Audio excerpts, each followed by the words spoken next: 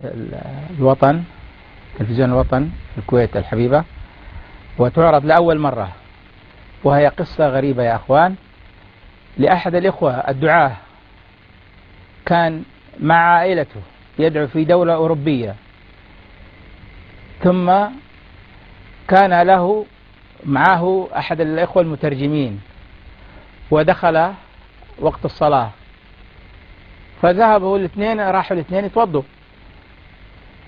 عندما نزلوا عند الوضوء فيقوم الأخ المترجم هذا يطيح مصرع، فقام الأخ هذا اللي تشاهدون صورته يقرأ على هذا الأخ المترجم، ويريد الله سبحانه وتعالى أن يموت هذا المترجم، فيتهم أخونا في الله بأنه هو السبب في مقتله.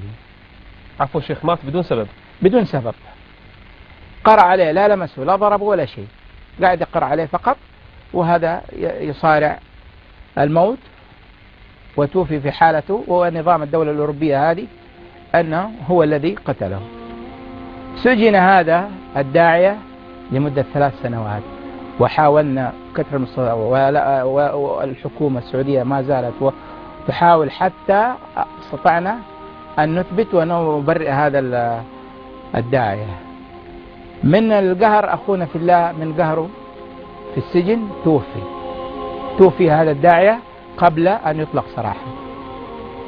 طبعا سجن مظلوما وتوفي وهو نعم من الظلم، أب متزوج وأب لطفلين وموظف في مؤسسة حكومية، توفي. اتصلوا في أهله وقالوا له تعالوا خذوا جثمانه. طبعا الدولة دي بعيدة، فاضطروا أن يحطوا هذا الداعي في الثلاجة. هنا الغريب وهنا الشاهد يا أخوان في هذه القصة، وضعوا هذا الداعي في الثلاجة. مات يوم الجمعة، بعد صلاة الجمعة مات، ووضعوه في الثلاجة. أخوه اتصل فيا وقال لي يا شيخ نحن رايحين نجيب أخويا من الدولة ونبغاك تكون جاهز عشان نغسله، ووصيته أنه يندفن في مكة. قلت إن شاء الله. طبعا عفوا شيخ، لازم ننبه أن يوم الجمعة حسن خاتمة الإنسان إذا نعم. يوم الجمعة. سؤال وجيه يا شيخ نبيل للإخوة إلا من رحم الله، يقول عليه الصلاة والسلام من مات يوم الجمعة أو ليلة الجمعة أو بمعناه نهار الجمعة وقاه الله فتنة القبر اللي كل واحد فينا يفكر فيها من الآن. هذا فضل الموت في يوم الجمعة. فاتصلوا فيها فقلنا إن شاء الله. ذهب هذا الأخ، راح له في المنطقة هذه، ومن إجراءات هذه البلد إنهم لازم يفرغوا، لازم يعملوا له تحنيط. كيف طريقة التحنيط؟ يعملوا له حرف ال هنا، يفرغوا له، يشيلوا الأمعاء، يشيلوا الكبد، يشيلوا أغلب الأعضاء اللينة، ويخيطوه تدبيس كده ويجيبوه. رفض هذا الأخ إنه يشيلوا منه أي قطعة، وتدخلت السفارة السعودية جزاه الله خير، وفعلا ما شالوا من هذا الشاب أي قطعة. تخيلوا يا أخوان الشاهد في هذه القصة، يموت من يوم الجمعة ويجيبوه على طائرة يوم الجمعة، يعني 10 أيام، أسبوع زمان يجلس، وجابوه. وكل اللي كانوا ينتظرونه من أهله في المطار دخلوا معايا الغرفة، ونحن شايلينه في التابوت عشان نفكه نجهز نحطه على دكة الغسل. كل الأخوان يبغوا يشوفوا منظره كيف مات، هل هو مضروب برصاص، هل هو مطعون، هل هو مخنوق، كلهم متجمعين. فطبعا من أمانة المغسل إنه عند تغسيل الميت تجهيزه إنه يسأل، ما يخش معي إلا أقرب الناس له، يعني يسأل من أنت؟ أنا أخوه تفضل، أنا أبوه تفضل، ولد خالته عمه خاله لو سمحت انتظر في الخارج وقت ما نخلص. ليش يا شيخ؟ لأنه مو فرجة. نعم. لا نعم. احترامه ولا كرامته. نعم. الميت. حرمة الميت كحرمته وهو حي.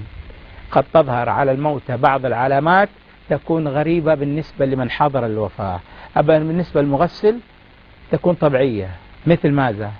يعني بعض العلامات، يسأل بعض يقول إيش العلامات يا شيخ؟ أولا خروج بعض الدم من أنف الميت أو من إذنه. بعض الحاضرين قد يعتقد أن خروج الدم هذا ولا من أنفه وإذنه يعتقدها من سوء الخاتمة، على طول يخرج برا يقول ترى رأيت فلان ابن فلان بالاسم، الدم سال من أنفه، البراز خرج، رائحة كريهة طلعت، كل هذا حرمته كما تدين تدان. ما يجوز حرمة الميت كحرمته وحي. خروج الدم، خروج البراز، خروج البول، هذه أفتوا فيها العلماء من قوة سكرات الموت، وليست من علامات حسن وسوء الخمام. مظاهر طبيعية. نعم. موت الإنسان. نعم. فخرجتهم برا، ثم كشفت عن التابوت وأخرجت هذا الرجل يا أخوان، عاش أسبوع زمان، خرجت بيدي ومعايا أخوه، لين جسده، تخيلوا في ثلاجة أوروبية ومدة طيران 9 ساعات طيران، وأخرجه كأنه مات في لحظته. هذا قبل لا أكشف عن وجهه، كأنه ميت لسه ماله دقيقتين. وضعته على دكة الغسل، أخوه جلب وأحد المغسلين معايا وهو حي يرزق شاهد لغاية الآن. كشفت عن وجهه، أول ما كشفت عن وجهه وعن جسمه وحطيت السترة على موضع الغسل، وجدت أن هذا الرجل كأنه مات له يعني دقائق معدودة. لم أصدق أنه كان له أسبوع زمان في الثلاجة. جسمه لين وكان يبتسم يضحك. شوف، يبتسم يضحك. شفت ميت يبتسم يضحك وله أسبوع زمان في الثلاجة؟ أوريكم مناظر لميت يقعد في الثلاجة 6 ساعات، كيف يخرجون يجيبوا له إياه على المغسلة، معصب يده فوق. تلاقي أوضاع نقعد نضع فيها بعض الفوط بالماء الحار حتى نعدلها، لكن بعض الموتى لا نستطيع تعديلهم. ليش؟ لأنه أراد الله سبحانه وتعالى أنه على هذا الطبع.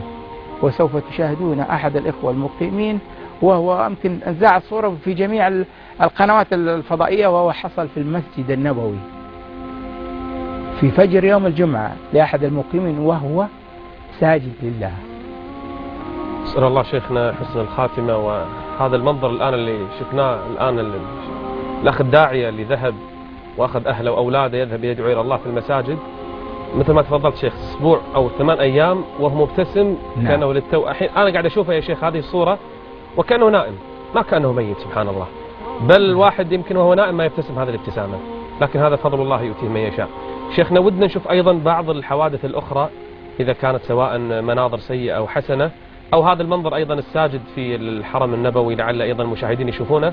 لكن أيضا ودنا نواصل وياك شيخ، لكن مضطرين نقف عند الفاصل ونعود مرة أخرى. خلكم معنا.